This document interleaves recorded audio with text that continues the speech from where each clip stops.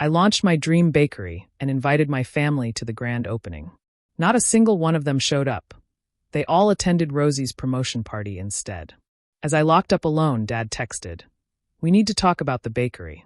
My name is Eileen, and at 32, I finally opened Sweet Gatherings, the bakery I'd dreamed of since childhood. I sent personal invitations to my entire family, bursting with hope. But as I stood alone in my empty shop, watching Instagram fill with photos from my sister Rosie's promotion party, the same party every single family member chose over my grand opening, my phone buzzed with a text from Dad that just said, "We need to discuss the bakery." It was a punch to the gut, but it also forced me to realize something crucial. Sometimes, the family you choose is far more supportive than the one you're born into. Before I tell you how my family crushed my dreams on what should have been the happiest day of my life, I need to take you back a bit. I grew up in Portland, Oregon, in a family where success wasn't just expected, it was demanded. My father, James, built his reputation as a cutthroat attorney at Whitman and Associates, one of the most prestigious law firms in the Pacific Northwest. He worked 80-hour weeks, missed most of my school events, but never failed to remind us that his sacrifices were what put food on our table and maintained our position in society. My mother, Diane, managed to balance her career as a hospital administrator with maintaining our family's social status. She ran our household with clinical efficiency, scheduling our activities with the same precision she used to organize hospital departments. Every achievement earned a checkmark in her mental ledger of family success, with extra points awarded for accomplishments that could be mentioned at charity galas or country club brunches. Then there were my siblings, both walking embodiments of my parents' definition of success. My older brother, Tyler, now 35, followed Dad's footsteps into the high-stress world of finance. By 25, he was already an investment banker in New York, sending expensive but impersonal gifts on birthdays and making brief appearances at holidays, always talking about deals and market trends I barely understood. My younger sister, Rosie, 29, was the marketing prodigy. She climbed the corporate ladder at Tech Fusion, one of those trendy tech companies with beanbag chairs and cold brew on tap. Mom and Dad beamed with pride at every promotion, every salary increase, every company perk Rosie flaunted on her carefully curated social media.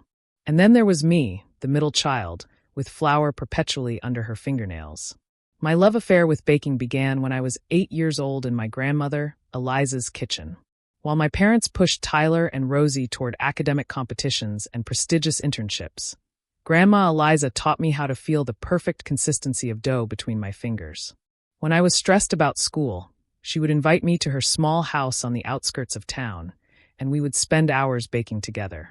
"Baking is love made visible," she would say, her hands guiding mine as we shaped cinnamon rolls. "When someone takes a bite of something you baked, they are tasting your heart." Those words lodged in my soul and grew roots.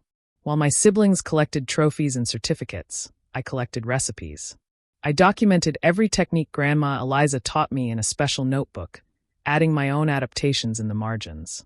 I experimented with flavors and textures, bringing my creations to school bake sales where they always sold out first. My family viewed my passion as cute, but inconsequential. "It is a nice hobby, Eileen," my mother would say, emphasizing the word hobby, in that particular tone that made it clear it was not to be confused with a career. "But you need to focus on activities that build your college applications." During my junior year of high school, I started working at Bailey's Bake Shop after school. Mrs. Bailey, the owner, became my second mentor.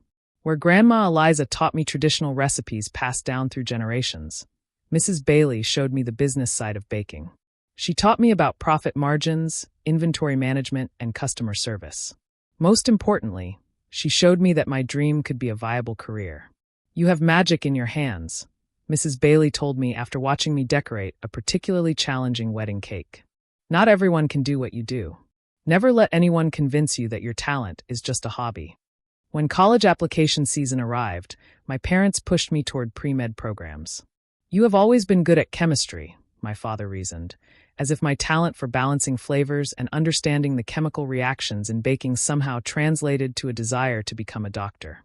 I compromised by majoring in business with a minor in food science, thinking this combination would prepare me for my true goal while appeasing my parents. During my sophomore year of college, Grandma Eliza passed away. At the reading of her will, I was surprised to learn she had left me her modest savings account. To Eileen, the will stated, who understands that the most important ingredients in any recipe are passion and love. The inheritance was not enough to open a bakery immediately, but it was seed money. A vote of confidence from the one person who had always believed in my dream. After college, while my siblings launched their impressive careers, I worked 3 jobs to save additional money for my bakery. I was a barista in the mornings, an office assistant during the day, and I baked custom cakes and pastries from my tiny apartment kitchen on weekends. My family viewed this phase as my finding myself period, expecting me to eventually give up and pursue a real career. Law school applications are still an option. Dad would mention casually during holiday dinners. My firm is always looking for bright young associates. The hospital has a management training program, Mom would add. I could put in a good word. But my vision for sweet gatherings grew clearer with each passing year. I did not want just any bakery.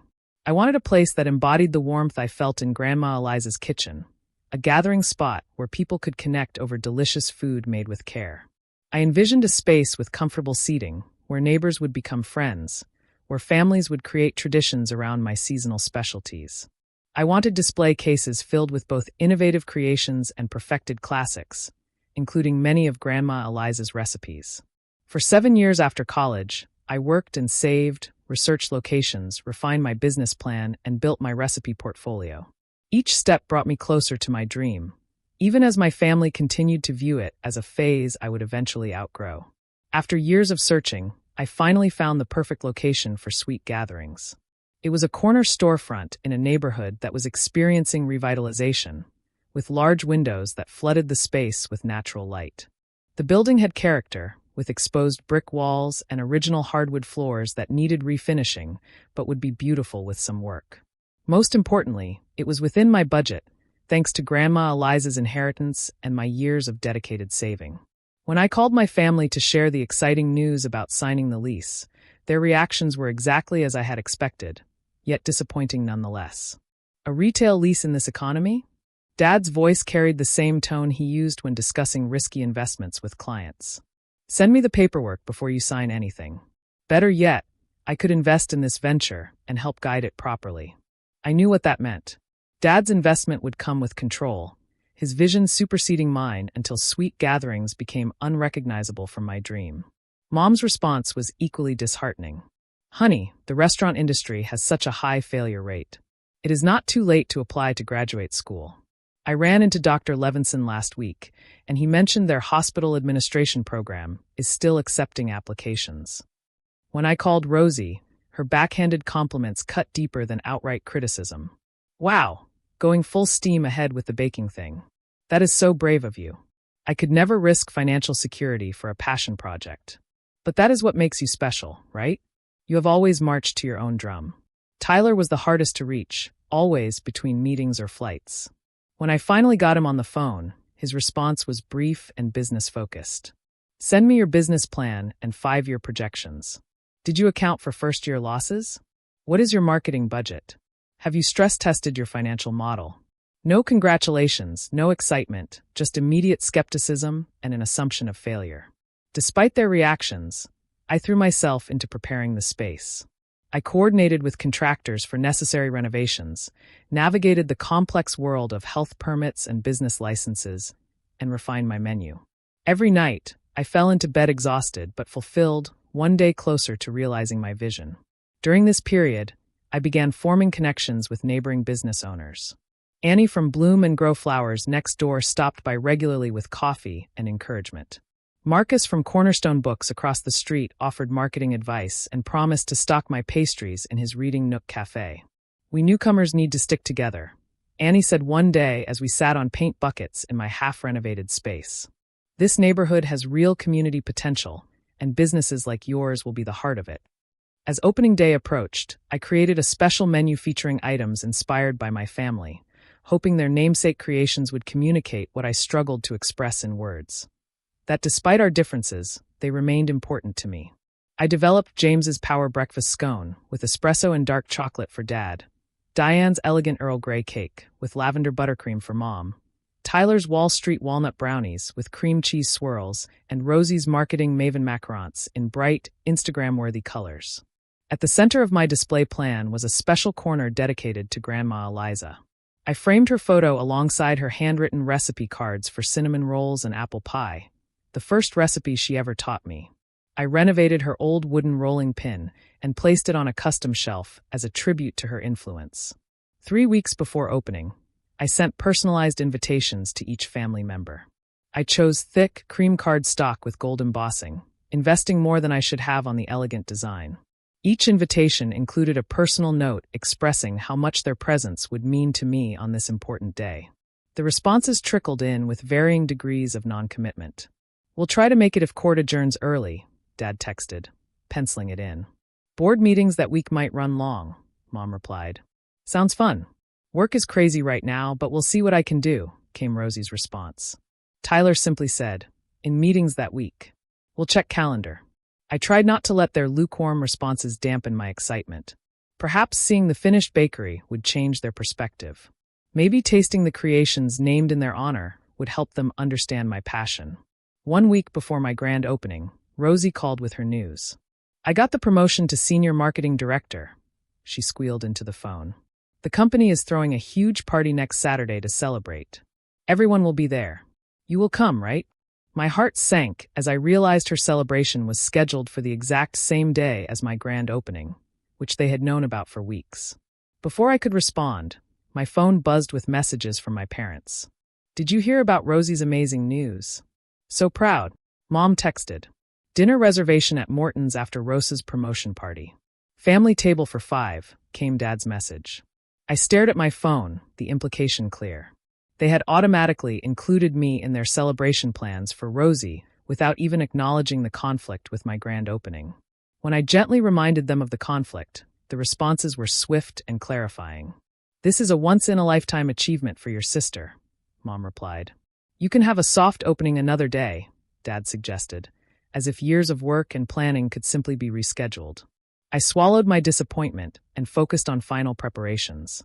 The menu was perfected, the space was beautiful, marketing materials were distributed, and a small write-up even appeared in the local neighborhood paper. I ordered extra ingredients, prepared contingency plans, and scheduled my day in 15-minute increments to ensure everything would be perfect. The night before opening, I stood in the completed space, taking in the realization of my dream. The display cases waited to be filled with my creations. The tables were set with small vases ready for fresh flowers. The coffee machine gleamed on the counter. Despite my family's lack of enthusiasm, I allowed hope to bloom. Maybe seeing the finished bakery in all its glory would change everything. I woke at 3:30 in the morning on opening day, too excited to sleep. Following the minute-by-minute schedule I had created, I began bringing my bakery to life. The kitchen filled with the comforting scents of vanilla, cinnamon, and freshly baked bread as I prepared the day's offerings. Each pastry was crafted with precision and love, from the delicate fruit tarts to the hearty artisanal loaves. By 7, the display cases were filled with rows of perfectly arranged pastries, each labeled with handwritten cards describing the ingredients and inspiration.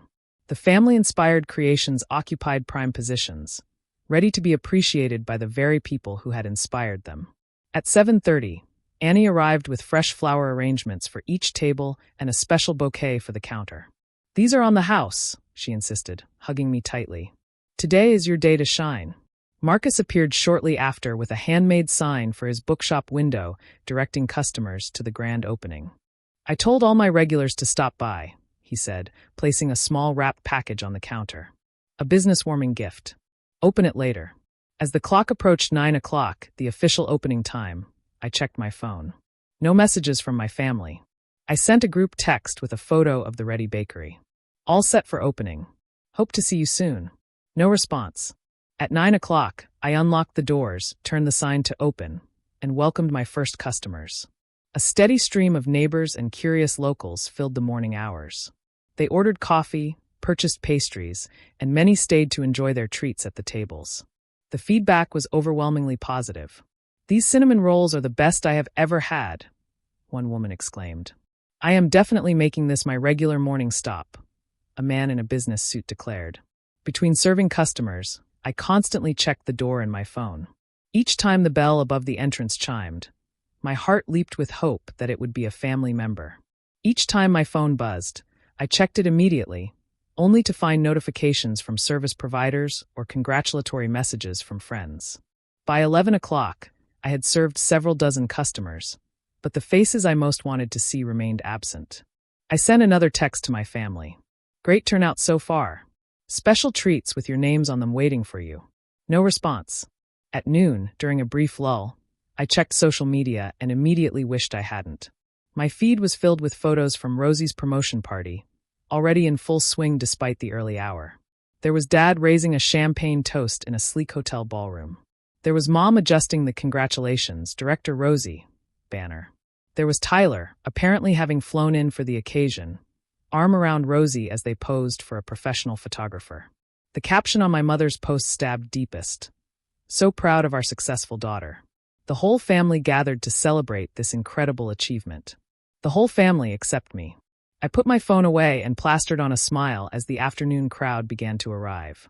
The initial rush had slowed, and though a steady trickle of customers continued, it was clear that opening day sales would not meet my projections.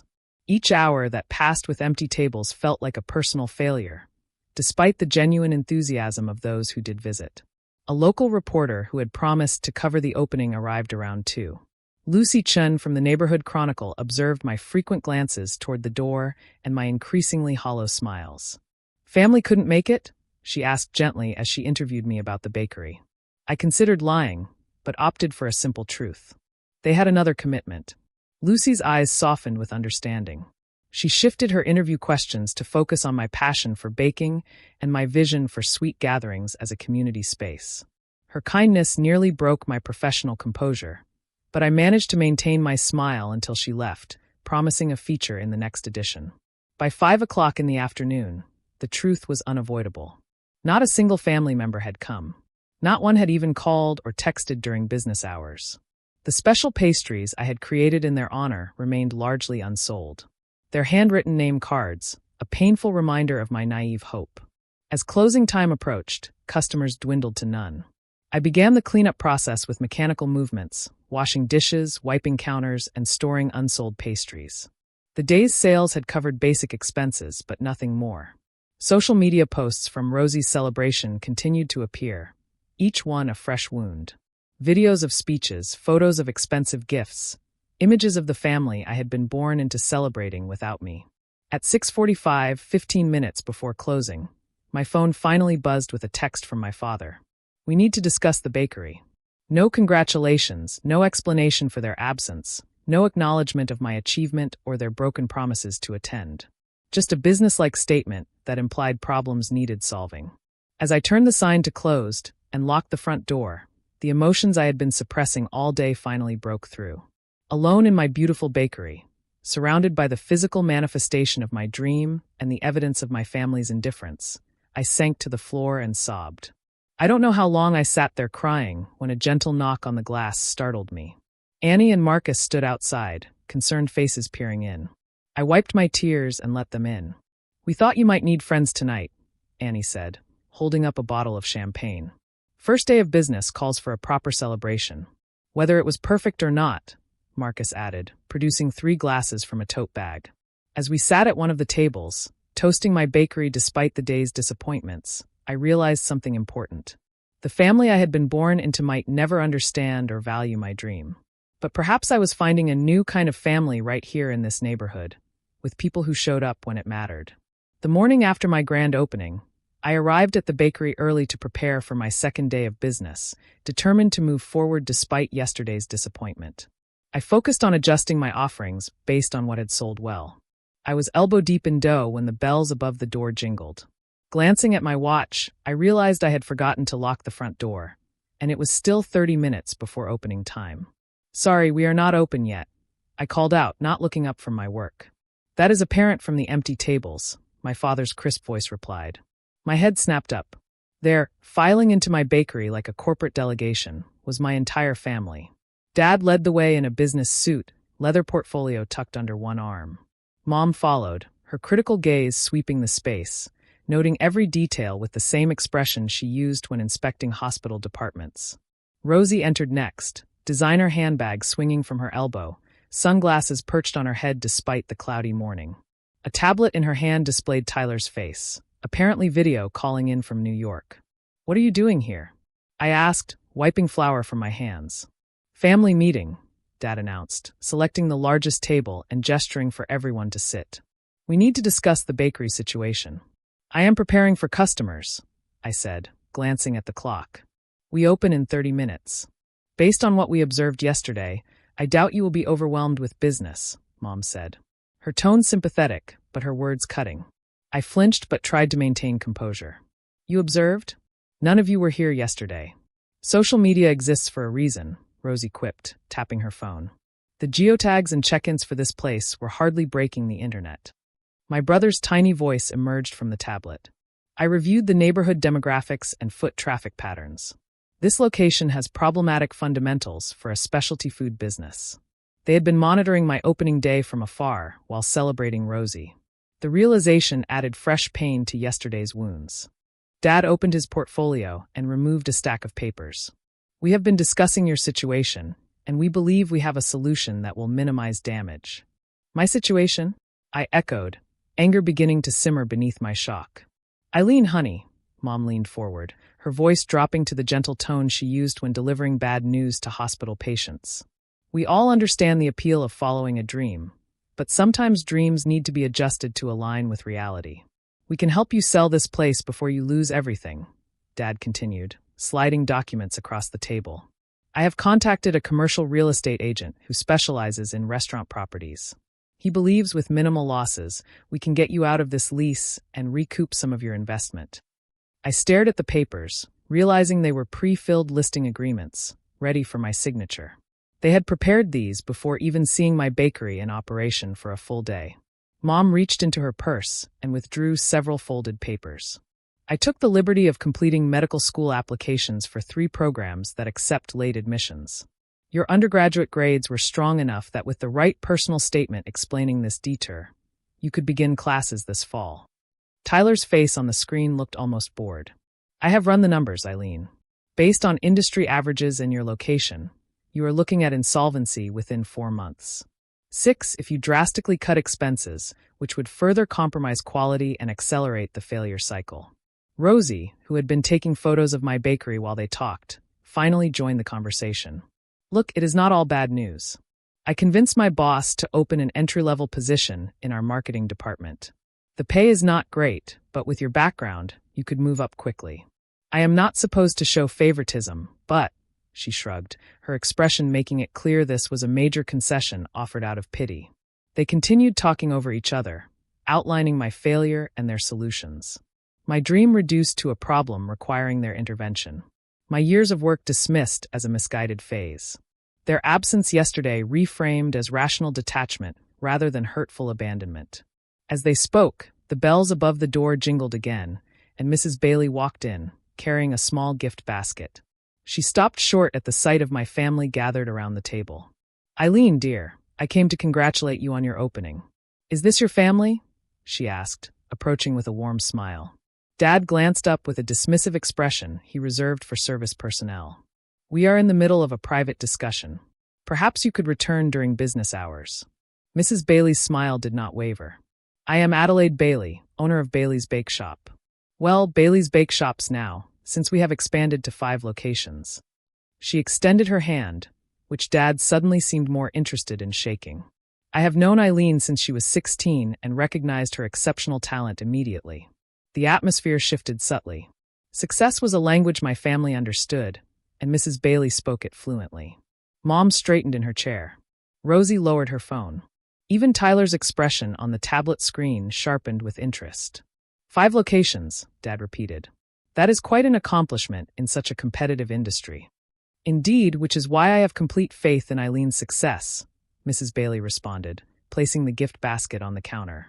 Her creativity and business acumen remind me of myself at her age, though I dare say her technical skills surpass what mine were then. She turned to me with genuine pride. I wanted to bring this welcome basket and let you know how sorry I am to have missed your opening. My flight from the baking conference in Chicago was delayed. The contrast between Mrs. Bailey's sincere regret for missing one day and my family's complete absence despite weeks of notice hung in the air like the scent of burnt sugar. You know, Mrs. Bailey continued, seemingly oblivious to the tension. Eliza spoke of her granddaughter's talent constantly at our community baking club. She always said you would surpass all expectations, Eileen. She believed your understanding of how food brings people together was your true gift. A memory surfaced, then sharp and painful. Grandma Eliza trying to convince my parents to attend my high school culinary showcase. Their polite refusals, her disappointed but unsurprised expression. She had always known they would never understand my passion. Something inside me broke and reformed in that moment, stronger and more defined. Why did none of you come yesterday? I asked, interrupting whatever financial point Tyler was making through the tablet.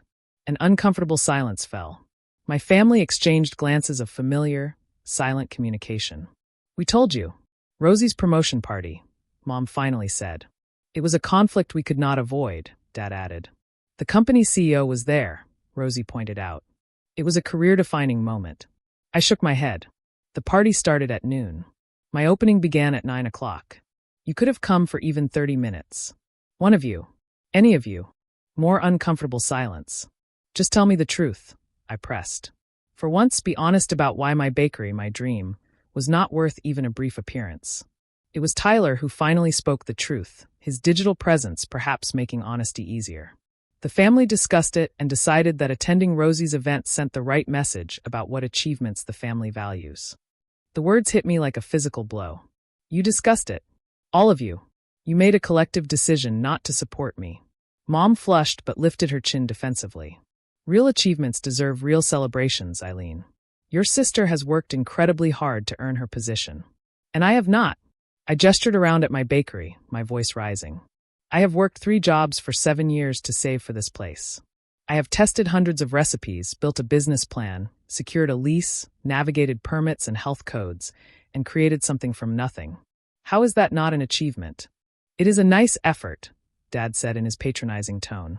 But let us be realistic about the difference between opening a small bakery and becoming the youngest director in a Fortune 500 company.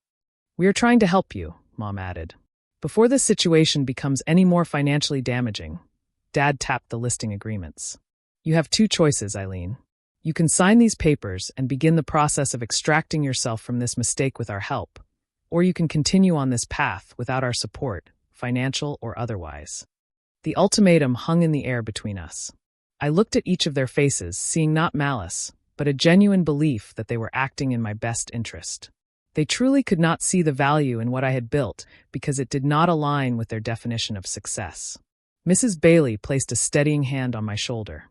The first customers of the day were peering through the front windows, waiting for opening time. I think you all need to leave now, I said quietly.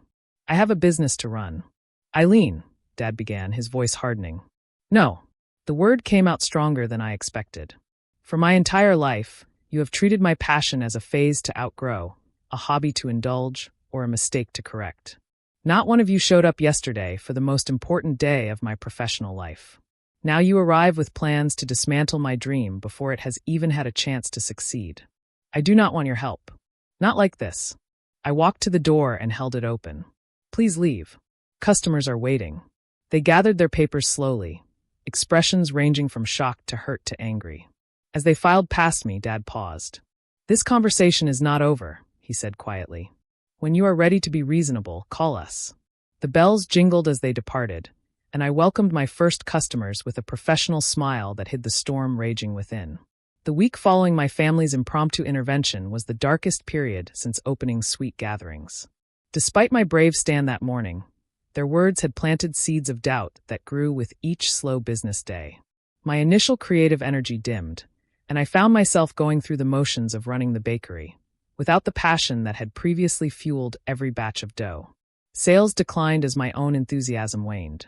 Customers could sense the difference in both the atmosphere and the food. Where once my pastries had been created with joy and attention to detail, they were now produced with technical proficiency, but lacked the special touch that had made them exceptional. Annie noticed the change immediately. She began stopping by daily, sometimes bringing lunch, other times just sitting with me during slow periods. Marcus developed a habit of bringing afternoon coffee and staying to help with cleanup. Their quiet support kept me functioning when giving up seemed easiest. My family, meanwhile, continued their campaign of concerned pressure. Dad sent daily messages about the real estate agent, being ready when you are. Mom forwarded information about medical school orientations with notes like, just keeping options open for you, dear. Rosie's social media featured not-so-subtle posts about knowing when to pivot and failing forward. Tyler sent spreadsheets projecting my business decline with clinical precision. The most painful development came when I discovered, through a casual comment from a distant cousin who came to the bakery, that my family had actively discouraged extended relatives from supporting my business. "We were told you were figuring things out and preferred space to work through the process," she explained awkwardly. "Otherwise, we all would have come to your opening." Each night, I returned to my apartment physically exhausted and emotionally drained. The bakery was not failing outright, but it was struggling to gain momentum. The neighborhood foot traffic was not converting to regular customers at the rate I had projected. The special touches that made sweet gatherings unique required time and energy I was finding harder to summon each day. 2 weeks after opening, while cleaning out a storage cabinet to make room for additional supplies, I discovered a dusty box I had packed but forgotten. Inside was Grandma Eliza's recipe journal, filled with her handwriting and margin notes. As I flipped through the familiar pages, a sealed envelope fell out, my name written in her shaky script. I stared at it, realizing she must have placed it there before her death, perhaps anticipating I would find it when I finally opened my bakery.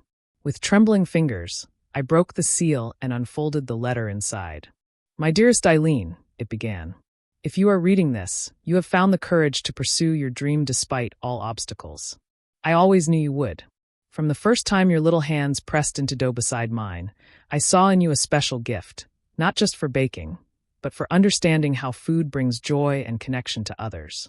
Tears blurred my vision as I continued reading. "Your parents and siblings may never understand your passion the way I do. They measure success by society's standards, while you measure it by the happiness you create. Neither is wrong, simply different. But never doubt that your path is valid and valuable. The world needs artists and nurturers as much as it needs executives and professionals." The letter continued recounting specific memories of our time together and her observations of my growth as a baker. She mentioned recipes we had created, techniques she had taught me, and moments when my unique perspective had improved a traditional approach. "Remember, sweet girl, that success is not measured by others' recognition, but by the fulfillment you find in your work and the lives you touch with your gifts. My greatest joy has been watching you discover your passion. My greatest hope is that you will nurture it, even when others cannot see its worth." The letter ended with a postscript that broke the dam of my emotions. "The true secret ingredient in any recipe is love. Your bakery will succeed because no one understands this better than you." I sat on the storage room floor, clutching her letter, sobbing until no more tears would come. Then, for the first time in weeks, I felt something shift inside me. Grandma Eliza had always believed in me, not despite my different path, but because of it. Her validation had never been contingent on me conforming to traditional success metrics. She had loved me for exactly who I was. The next morning, I woke with a clarity I had not felt since before the opening. I arrived at the bakery early and began creating new recipes. Not the family tribute items that had gone largely unsold, but creations that reflected my true sensibilities. I developed a lemon lavender shortbread that captured the simple elegance I admired. I perfected a dark chocolate cherry sourdough that balanced complexity with comfort.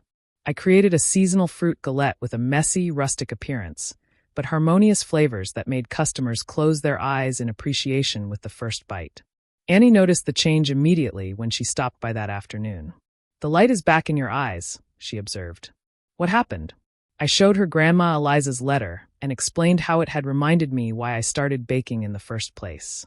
"I have been trying to prove my worth to people who measure by a different scale. It is time I stopped seeking their validation." "You know," Annie said thoughtfully, "we newcomers to this neighborhood are all struggling with the slow build of customer awareness. What if we created an event together? Something to showcase all our businesses and build community connection." Marcus, arriving with his usual afternoon coffee, overheard the suggestion and immediately built upon it. "A community gathering. Exactly what your bakery is named for. We could have readings from local authors at my shop, flower arranging mini classes from Annie, and featured pastries from you." The idea took root and began to grow. For the first time since my disastrous opening day, I felt excitement bubbling up again. Not the desperate hope for family approval that had colored my grand opening, but something more sustainable. A vision based on community connection rather than family validation. Lucy Chun, the reporter who had covered my opening, called that week to follow up on how business was progressing. When I mentioned the community event we were planning, she immediately offered to write a feature piece. "This is exactly the kind of local business cooperation the Chronicle likes to highlight," she explained. A collaborative event featuring multiple new businesses could draw attention from throughout the city, not just the neighborhood. That evening, I made the most difficult decision since opening the bakery. I created a new signature item called Eliza's Legacy, a cinnamon roll with apple filling and brown butter glaze that combined elements from both of my grandmother's most beloved recipes. I placed it prominently in my display case with a small card explaining its significance. What I did not do was create any new items bearing my immediate family's names or send them invitations to the upcoming community event. The announcement would go out on social media and through local channels, but I would no longer desperately seek their approval or attendance. As I locked up the bakery that night, my phone buzzed with another text from my father. "The commercial property market is heating up. We should list soon before values decline further. Call me." For the first time, I did not feel a stab of pain or doubt when reading his message. Instead, I felt the calm certainty that I was choosing my own path forward. Whether sweet gatherings succeeded or failed, it would do so on my terms, as a reflection of my vision rather than a compromise designed to win approval I might never receive. The 3 weeks following my discovery of Grandma Eliza's letter were filled with purposeful activity as Annie, Marcus, and I planned our community gathering event. What began as a simple cross-promotion grew into a neighborhood-wide celebration as other local businesses joined our effort. The vintage clothing boutique down the street offered to provide outfits for a small fashion show. The craft brewery around the corner created a special pale ale to complement my pastries. Even the yoga studio agreed to hold free mini-sessions in the park across from our shops. Rather than seeking external validation, I focused on authentic connection. My social media strategy shifted from perfectly staged food photos to behind-the-scenes glimpses of bakery life. I shared stories about recipe development, including failures and successes. I posted about the relationships forming between regular customers who met at my tables. The response was immediate and positive, with engagement increasing as people connected with the genuine journey rather than a polished facade. Lucy Chen's article appeared in the Neighborhood Chronicle 2 weeks before our event, highlighting the collaborative spirit of the new businesses. Sweet Gatherings bakery owner Eileen Marshall exemplifies the community-focused entrepreneurship revitalizing the district, she wrote. Her approach treats food not just as a product, but as a medium for human connection. The article was shared widely online, drawing attention from citywide publications and food bloggers. My social media followers grew steadily, with many expressing excitement about the upcoming event. For the first time, I felt my bakery gaining genuine momentum, driven by authentic interest rather than obligation. I did not send my family invitations to the community gathering, but I did post public announcements on all platforms. Whether they attended would be entirely their choice, based on genuine interest rather than guilt or manipulation. The morning of the event arrived with perfect early autumn weather, crisp enough to make hot drinks appealing, but sunny enough for outdoor activities. I had been baking since midnight, preparing an expanded menu featuring both customer favorites and special items created specifically for the day, including a prominent display of Eliza's Legacy cinnamon rolls. Annie arrived at dawn with elaborate flower arrangements for both inside and outside the bakery. Marcus set up a book exchange cart with baking-themed titles. By 9 o'clock, an hour before official opening, a line had already formed outside Sweet Gatherings. "This is really happening," I whispered to Annie as we peeked out the window at the growing crowd. "This is what happens when you build something authentic," she replied, squeezing my hand. When we opened the doors, people flowed in steadily, filling the bakery with energy and conversation. The display cases emptied faster than I could restock them, with Eliza's Legacy selling out within the first hour. Every table was filled with customers sharing space with strangers who quickly became conversation partners. The community I had envisioned when naming my bakery was manifesting before my eyes. Mid-morning, a familiar figure appeared at the counter. Mrs. Bailey stood there, beaming with pride, accompanied by 3 other women. "Eileen, these are some of my former employees who have gone on to open their own successful bakeries," she introduced them. We have formed something of a mentorship network, and we would love to have you join us. As I thanked her, overwhelmed by the offer, I noticed my phone buzzing with notifications. Photos from the community gathering were being shared widely, including by food influencers who had made the trip specifically to attend. The hashtag Sweet Gatherings was trending locally, with people posting images of their purchases and the lively atmosphere. By noon, it became clear that I had underestimated turnout. Pastry supplies were running dangerously low despite my extensive preparation. I was considering an early closure when Lucy Chin arrived with the owner of Riverfront Restaurant, one of the most popular farm-to-table establishments in the city. "Mark has an interesting proposition for you," Lucy said after introducing us. He had been sampling my pastries and wanted to discuss a potential partnership. Mark explained that he had been searching for a local bakery to supply bread and desserts for his restaurant. "Your flavor profiles and commitment to quality ingredients align perfectly with our ethos," he said. "We would start with a small weekly order, but if it works well, we could expand significantly." As I discussed logistics with Mark, I spotted a woman photographing my menu and display case with a professional camera. She introduced herself as a representative from the Small Business Development Grant Committee. "We focus on innovative local businesses that contribute to neighborhood revitalization," she explained, handing me her card. "Your collaborative approach with neighboring businesses is exactly the kind of economic development model we seek to support. I would love to send you grant application materials." The day continued to exceed all expectations. By closing time, Sweet Gatherings had served more customers in one day than in the entire previous week. Every pastry had sold, business connections had formed, and most importantly, the bakery had established itself as a genuine community hub. As I tallied receipts that evening, my phone buzzed with a text from an unexpected source. My father had sent a formal message. "Saw the coverage of your event today. Congratulations on the turnout. Available to discuss business growth strategies, if interested." No warmth, no admission of his previous dismissiveness, but an acknowledgement of observable success. It was followed by messages from the rest of the family in quick succession. "Mom, your bakery looked lovely in the photos online. The flower arrangements were exquisite. You always did have an eye for aesthetics. Rosie, that social media strategy is generating serious engagement. Clever approach targeting the community angle. My team was discussing it today. Tyler, wholesale accounts provide stable revenue streams. The restaurant connection is worth pursuing. Can send comparative analysis if helpful." Their messages reflected their unchanged perspectives, each viewing my success through their particular professional lens, rather than understanding what truly mattered to me. Yet there was a new tone of respect, however grudging, in their communications. I responded politely but briefly to each, neither seeking their approval nor rejecting their tentative overtures. My focus remained on building what I had started rather than vindicating myself in their eyes. In the following weeks, Sweet Gatherings experienced steady growth. The partnership with Riverfront Restaurant provided a reliable wholesale income stream that stabilized finances. Several other restaurants reached out with similar inquiries. The small business grant application advanced to the final round of consideration. Most importantly, regular customers began to form. People whose names and preferences I came to know, whose lives intersected with mine through the simple medium of food shared in a welcoming space. A month after the community gathering event, Sweet Gatherings recorded its first consistently profitable week. The milestone prompted me to hire my first employee, Jessica, a culinary school graduate who shared my philosophy about food as a means of connection. With help in the kitchen, I could focus more on creative development and community-building aspects of the business.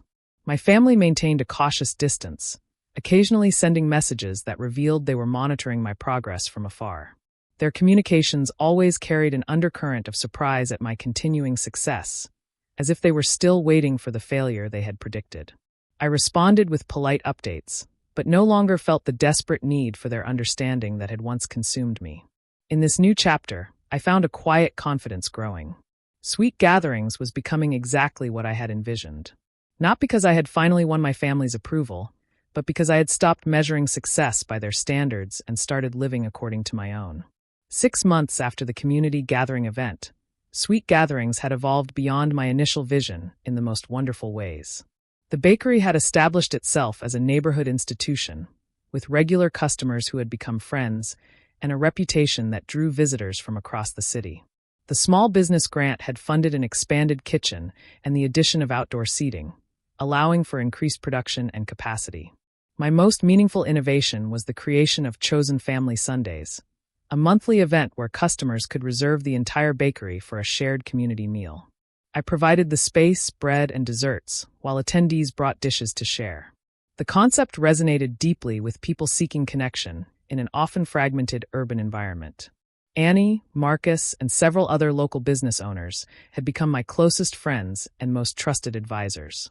We met weekly to share business challenges and victories, supporting each other through the inevitable ups and downs of entrepreneurship.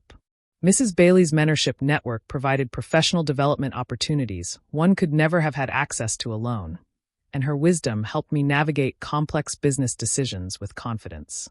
My relationship with my family entered a new phase during this period, one characterized by careful rebuilding on my terms rather than desperate seeking of approval on theirs. The change began subtly with their gradual acknowledgement of sweet gatherings as a legitimate business rather than a hobby or phase. The first significant shift occurred when my father attended a special event at the bakery without attempting to offer unsolicited business advice. He arrived alone, observed the operations with his analytical eye, and purchased several items before leaving with a simple, "You have built something functional here." From my father, this constituted high praise.